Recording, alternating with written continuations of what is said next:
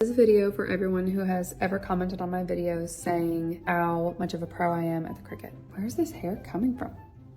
Oh, that is not what I expected. So I'm not trying to be like a bragger or anything like that, because this story is about to be very humbling about me and the Cricut.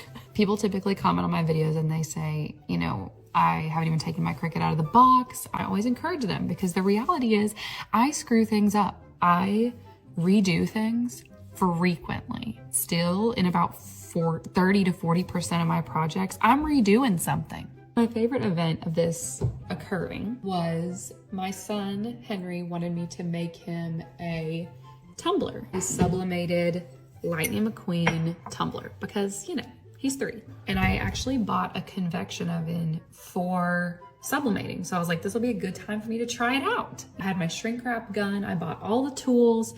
I was ready to roll. We get going on it. I shrink wrap the heck out of my design. I heat gun it closed. I preheat the oven, put it in the oven, and it's been cooking for like 5 minutes. And then Henry just says, he looks over at the convection oven, he goes, "It's on fire." Like, what?